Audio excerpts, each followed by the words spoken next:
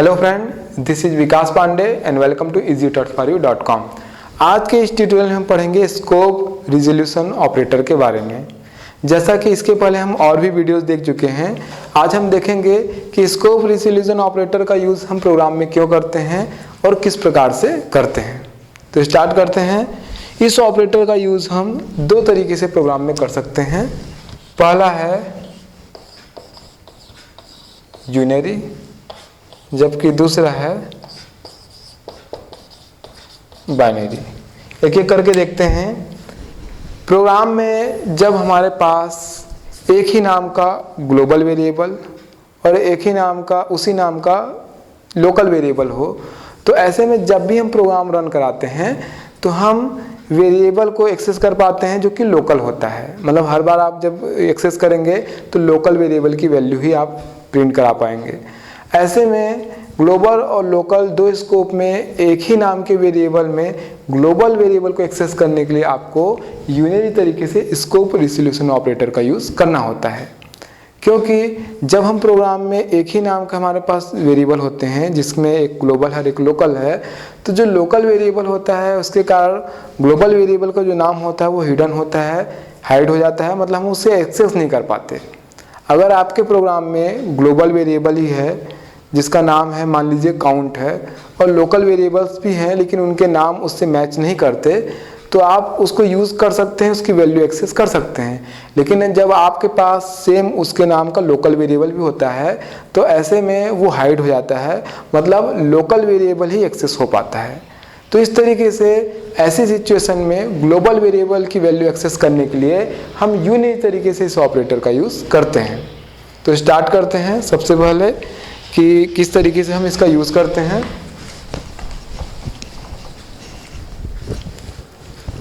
First इसे हम कहते हैं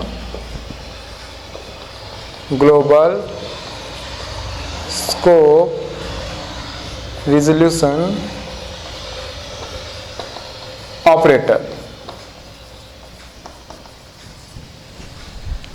इसको यूज़ करने का जो सिंटेक्स है वो इस तरीके से है, स्कोप रिजोल्यूशन ऑपरेटर और उसके बाद आप यूज़ करेंगे वेरिएबल का नाम, वेरिएबल नेम। तो यहाँ पर आप देखेंगे कि जब भी हमें स्कोप रिजोल्यूशन ऑपरेटर का इस तरीके से यूज़ हम करते हैं और हमें ग्लोबल वेरिएबल की वैल्यू एक्सेस करनी होती है या ग्लोबल वेरिएबल को एक्सेस करना होता है, तो हम वेरिएबल के नाम के सामने स्कोप रिजोल्यूशन ऑपरेटर का यूज़ करते हैं।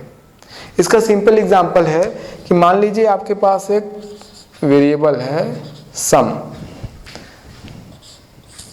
ये वेरिएबल का नाम है जो कि ग्लोबल में भी डिक्लेयर किया गया है और लोकल में भी आपने बनाया हुआ है। तब आप जब स्टेटमेंट लिखते हैं, यहाँ पे मैं दो स्टेटमेंट आपको लिख के बताता हूँ। जैसे फर्स्ट, अगर आप स्टेटमेंट लिखते हैं normal statement C out value of sum, इस तरीके से आप लिखते हैं और यहाँ पर सम इस तरीके से वेरिएबल का नाम लिखते हैं। तो ऐसे में आप हमेशा जो वेरिएबल है उसकी लोकल वैल्यू एक्सेस कर पा रहे हैं, मतलब ऐसे में आप हमेशा लोकल वेरिएबल को एक्सेस कर पाएंगे। लेकिन अगर आप चाहते हैं कि उसी नाम का आपके पास जो कि ग्लोबल वेरिएबल है उसकी वैल्यू एक्सेस हो, तो आपको इस तरीके से यूनरी तरीके से स्कोप रिजोल्यूशन ऑपरेटर का यूज़ करना होगा, वैल्यू ऑफ सम, और यहाँ पर आप स्कोप रिजोल्यूशन ऑपरेटर वेरिएबल के नाम के पहले और फिर लिखेंगे यहाँ पर वेरिएबल का नाम। तो यहाँ पर आपको ग्लोबल वेरिएबल की वैल्यू मिलेगी। तो इस तरीके से इसका यूज यहाँ पर किया जाता है। इसके लिए मैं एक सिंपल सा प्रोग्राम आपको बना के यहाँ पर दिखाता हूँ ताकि आप समझ पाए और अच्छे तरीके से एक छोटा सा प्रोग्राम बना लेते हैं। इसके लिए हम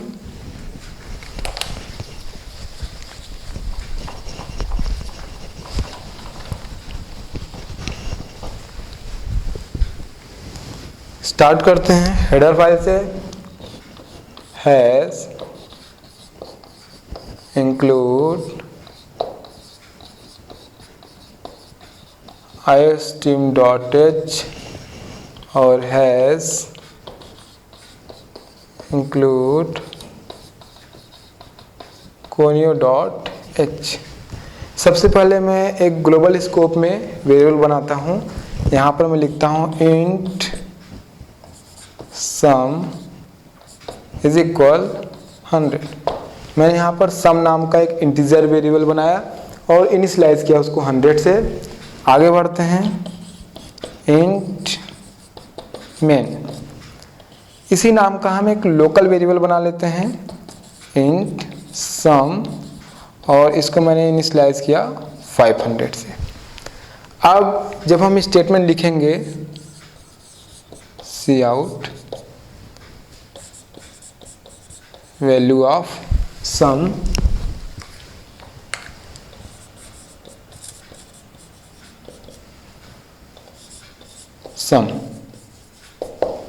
जब आप नॉर्मल तरीके से इस स्टेटमेंट के द्वारा आप एग्जीक्यूट करेंगे प्रोग्राम को, तो आपको जो सम की वैल्यू मिलेगी वो लोकल होगी, मतलब आपको जो आउटपुट मिलेगा वो होगा 500। जबकि जब आप स्टेटमेंट यूज करेंगे इस तरीके से सी आउट वैल्यू ऑफ सम, और वेरिएबल नेम के पहले आप यूनिरी तरीके से स्कोप रिजोल्यूशन ऑपरेटर का यूज करेंगे, स्कोप रिजोल्यूशन ऑपरेटर, फिर वेरिएबल का नाम लिखेंगे सम। तो यहाँ पे जो वैल्यू प्रिंट होगी वो ग्लोबल वेरिएबल की होगी, मतलब यहाँ पे वैल्यू प्रिंट होगी 100। लास्ट में गेट ch रिटर्न स्टेटमेंट और ये मेन फंक्शन क्लोज। तो इस तरीके से जब आप प्रोग्राम एग्जीक्यूट कराएंगे यहाँ पर, तो आउटपुट में पहली लाइन के लिए आपको आउटपुट जो मिलेगा वो होगा 500, जो कि लोकल वेरिएबल की वैल्यू है। उसके बाद आपको आउटपुट मिलेगा 100, जो कि ग्लोबल वेरिएबल की वैल्यू है। तो इस तरीके से स्कोप रिजोल्यूशन ऑपरेटर का यूज़ करते हुए हम ग्लोबल वेरिएबल की वैल्यू एक्सेस कर सकते हैं, जबकि उसी वेरिएबल के नेम की यानी सेम नेम की हमारे पास एक लोकल वेरिएबल भी हो। तो ये इसका पहला यूज़ है। दूसरा हम देखते हैं, कंटिन्यू करते हैं सेकेंड, जो कि मैंने आपको बताया था बाइनरी तरीके से यूज़ किया जा सकता है।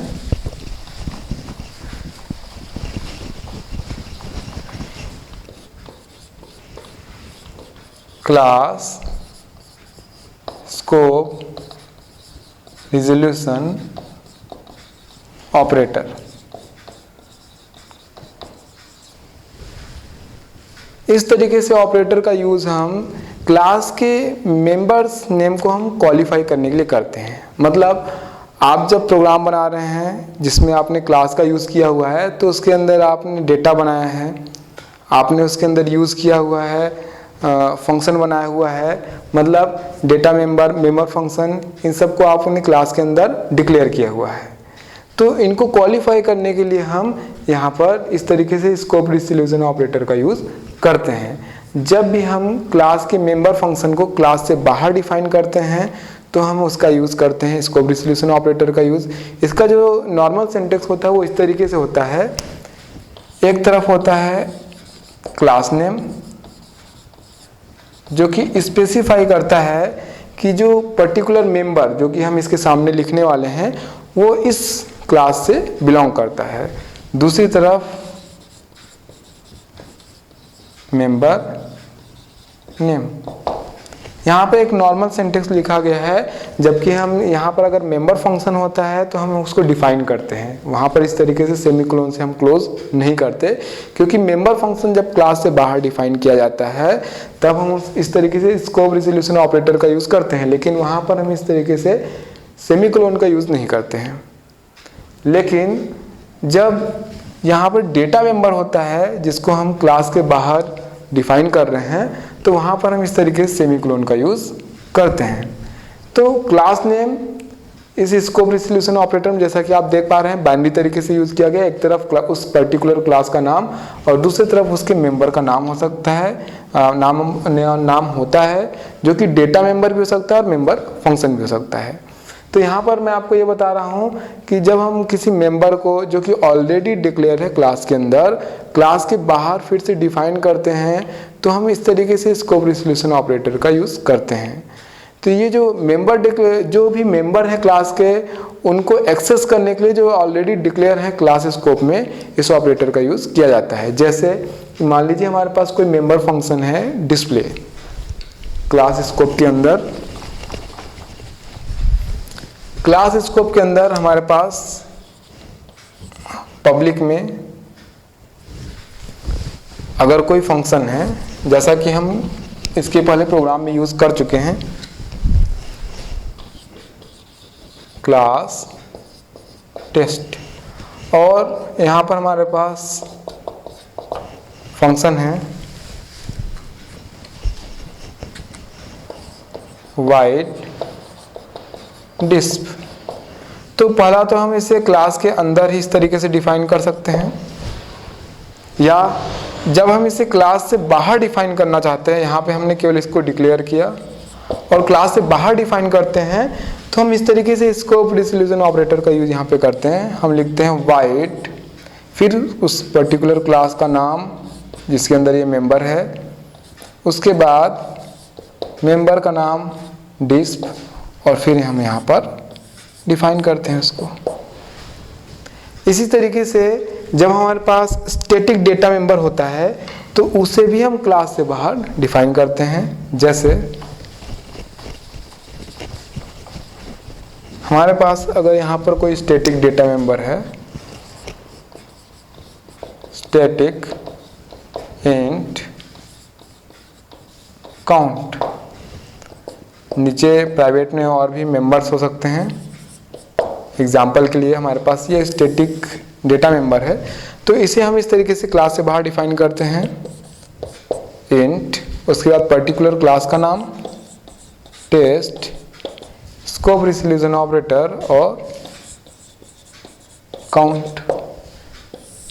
तो इस तरीके से ये पर्टिकुलर ये डिफाइन करता है, पर्टिकुलर ये स्पेसिफाई करता है कि ये मेंबर इस क्लास से बिलोंग करता है। क्योंकि हम एक जब प्रोग्राम बनाते हैं C++ का, और आप बड़ा प्रोग्राम बनाते हैं, तो वहाँ पर एक से अधिक क्लासेस हो सकते हैं, और एक से अधिक क्लासेस में एक ही नाम के मेंबर फंक्शन या मेंबर्स हो सकते हैं। तो इस तरीके से जब हम क्लास से बाहर उसको डिफाइन करते हैं तो बाइनरी तरीके से हम यहाँ पर स्कोप रिजोल्यूशन ऑपरेटर का यूज़ करते हैं, ये स्पेसिफाई करने के लिए कि पर्टिकुलर ये मेंबर इस क्लास से बिलोंग करता है। तो ये इसका दूसरे प्रकार से यहाँ पर यूज़ है। तो आज हमने स्कोप रिजोल्यूशन ऑपरेटर का यूज़ देखा कि यूनरी और बाइनरी दोनों ही तरीके से हम कैसे स्कोप रिजोल्यूशन ऑपरेटर का यूज़ अपने प्रोग्राम में करते हैं। आगे हम इसी तरीके से और भी वीडियोस देखेंगे C++ के लिए। तब तक के लिए आप हमारी वेबसाइट easytouchforyou.com पे लॉगिन कर सकते हैं।